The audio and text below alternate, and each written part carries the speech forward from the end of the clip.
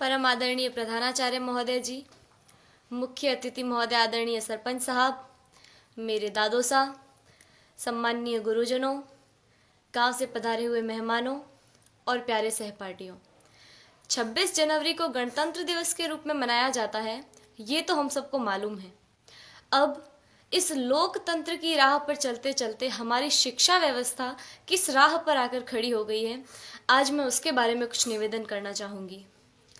हमारे देश में दो तरह की शिक्षा व्यवस्थाएं चल रही हैं, अमीरों के लिए अलग, गरीबों के लिए अलग। अमीरों के लिए प्राइवेट स्कूल, गरीबों के लिए सरकारी स्कूल। मैंने कई बार देखा है, घर पर जब मेहमान आते हैं और पूछने पर हम ये बताते हैं कि सरकारी विद्यालय में पढ़ रहे हैं, तो उनके चेहरे का रिएक्शन, भाव एक अलग तरीके का हो जाता है। तब मुझे बड़ा दुख होता है। उन सभी लोगों से मैं ये निवेदन करना चाहूँगी कि आप बहुत बड़ी गलतफहमी में हैं, क्योंकि शिक्षा का जो स्रोत है, शिक्षा जहाँ से आती है, वो आदरणीय शिक्षक है। शिक्षा ऊंची बिल्डिंगों से, बड़े बड़े गार्डन से, अच्छी बसों में सफ़र करने से या एसी रूमों से शिक्षा नहीं आती है। शिक्षा आती है शिक्षकों से, और वहाँ पढ़ा रहे सभी शिक्षक राजस्थान सरकार या किसी भी सरकार द्वारा आयोजित शिक्षकों को चयनित करने की परीक्षा में असफल रहे हुए लोग हैं, जिनको सरकार ने शिक्षक बनाने से इनकार कर दिया है। वो सभी लोग वहाँ पढ़ा रहे हैं।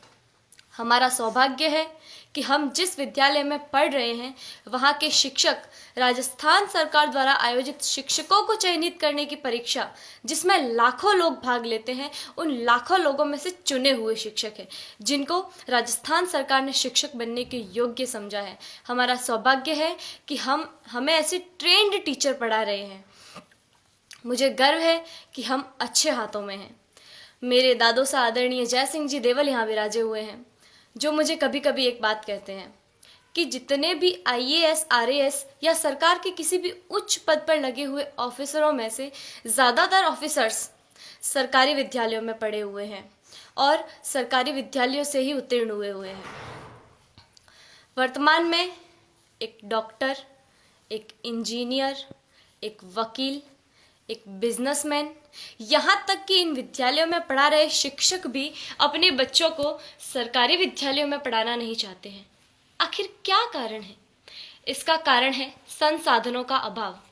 मैं आप गांव वालों से भी एक निवेदन करना चाहूँगी कि कहीं कोई गरबा हो, गणेश चतुर्थी हो, कोई आयोजन हो, कोई आर्केस्ट्रा हो या कहीं धरना देना हो, तो आप लोग हज़ारों की संख्या में पहुंच जाते हैं और हज़ारों की तादाद में रुपया खर्च करते हैं, लेकिन इस विद्यालय की तरफ कभी किसी ने झांक कर नहीं देखा।